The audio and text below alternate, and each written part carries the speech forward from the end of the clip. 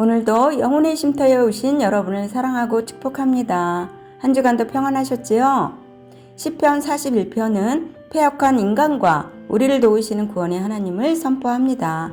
다시 말해 하나님께서는 신의와 은혜를 배반하는 인간이나 신실한 사람을 기억하시고 어떤 상황이라도 꼭 구원하신다는 진리를 말씀하고 있어요. 1절로 3절은 약한 자를 주의 깊게 살피며 도와주는 사람은 복을 받는다는 영적 원리를 선포합니다. 그러므로 약한 사람을 도와주었던 시인이 이제는 대적들이 원하던 재앙이 닥쳐 병들어 위중하다 할지라도 하나님이 버틸 수 있도록 도우시면 다시 일어설 소망을 가질 수 있다는 말씀입니다. 그런데 4절로 12절은 병문안 온 아기는 마치 그가 죽기를 기다린 사람처럼 사람들에게 그가 병이 중해서 죽기 직전에 있다고 거짓 소문을 퍼뜨립니다. 그렇게 시인이 병들어 죽기를 바란다는 말이겠지요. 마치 발꿈치를 들었다는 표현은 시인을 공격하려고 뒤에서 꿍꿍이를 벌이는 것을 나타냅니다. 이러한 대적들의 공격에도 불구하고 하나님은 분명하게 선과 정의의 사람에게는 승리와 축복을 보장해 주시는 분이라고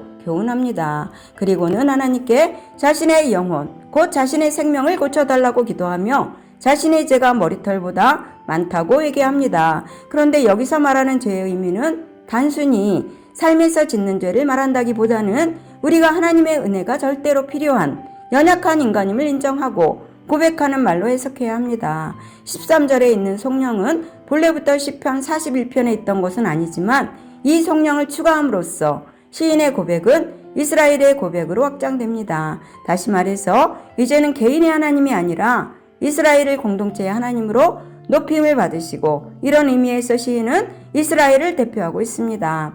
성도의 영적 상태가 가장 잘 드러나는 때는 성공을 누리고 있을 때가 아니라 고난에 처했을 때 그 사람의 됨됨이가 가장 정확하게 드러납니다. 고난은 그 사람의 영적 상태를 그대로 보여주기 때문에 오늘 다윗도 그런 인생의 상황에서 하나님이 주시는 복에 대해 노래하고 있습니다. 오늘 본문을 쓴 시인은 복과 은혜를 받을 사람이요 원수가 악담하고 대적을 한다 해도 절대 이길 수 없는 사람을 말씀합니다. 하나님이 시인에게는 은혜를 베푸시고 원수들에게는 보응하시기 때문이에요. 그러므로 복과 은혜를 받을 시인과 악인에 대해서 보겠습니다. 1절로 4절은 하나님에게 복과 은혜를 받을 사람에 대해 말씀합니다. 그러한 사람은 가난한 자를 주의 깊게 살피고 도와주는 사람을 말하며 하나님은 그러한 사람에게 재앙이 닥치더라도 건져주시고 원수들의 손에 넘어가지 않도록 도우십니다. 또한 그런 사람이 병상에 있게 될 때에도 그에게 은혜를 부으셔서 일으켜주셔요. 1절에서 다윗은 가난한 자를 돌보는 자에게 복이 있음을 선언하며 궁핍한 자에게 자비를 베푸는 사람을 재앙의 날에 건져주시고 약속의 땅에서 복을 받게 하시며 병상에서도 붙들어 주신다고 약속했어요. 예수님도 마태복음 5장 7절에서 긍휼히 여기는 자는 복이 있나니 그들이 긍휼히 여김을 받을 것이라고 말씀하셨듯이 우리도 이러한 약속의 말씀을 붙들고 선을 행하면 반드시 하나님의 때가 되면 거둘 것입니다. 4절에서 다윗은 자신이 당하는 여러 가지 재앙과 슬픔과 질병과 고통이 자신의 죄 때문이라는 사실을 고백하며 겸허하게 회개하고 있습니다. 자신의 상태를 솔직하게 드러내고 영혼의 치유를 강구하고 있어요. 우리도 넘어지고 깨진 상태, 상한 심령으로 하나님 앞에 나가야 합니다. 하나님은 상하고 통회하는 마음을 멸시하지 않으십니다. 5절로 9절은 하나님이 내리실 보응을 말하고 있어요. 1절로 4절의 내용과는 정반대의 상황과 사람들을 말씀하시며 중병에 걸린 다윗을 비방하는 원수들이 있습니다. 5절에 보니까 그들은 다윗에게 악담을 퍼붓고 그가 죽기만을 기다릴 정도로 악랄하게 합니다.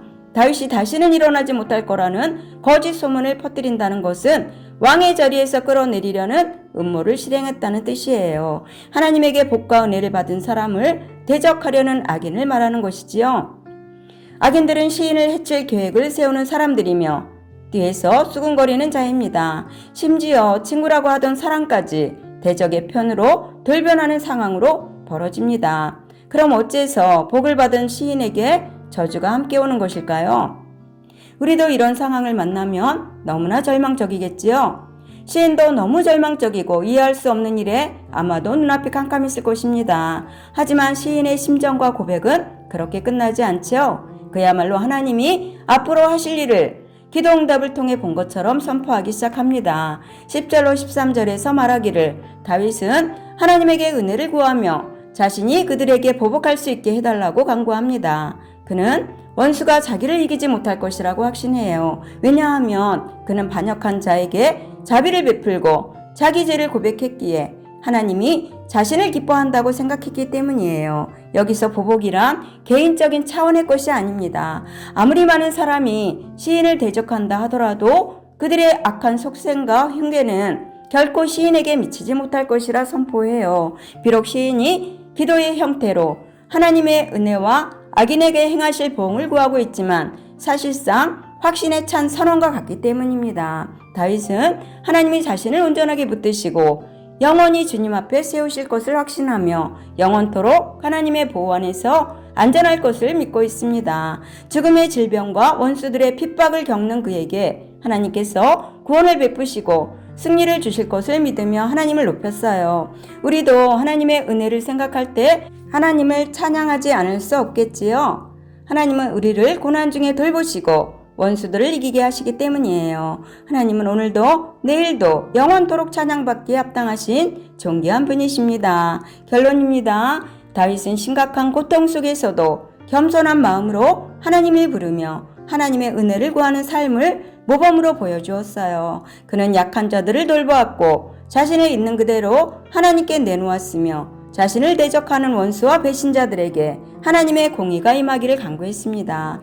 우리 주변에도 소외되고 어려운 형편에 놓인 사람들이 많이 있습니다. 하나님은 그들을 돌보고 섬기는 사람들에게 복을 주신다고 약속하셨어요. 하나님의 뜻을 따라 어려운 이웃을 섬기는 사람에게 하나님은 신실한 보호자가 되어주실 것입니다.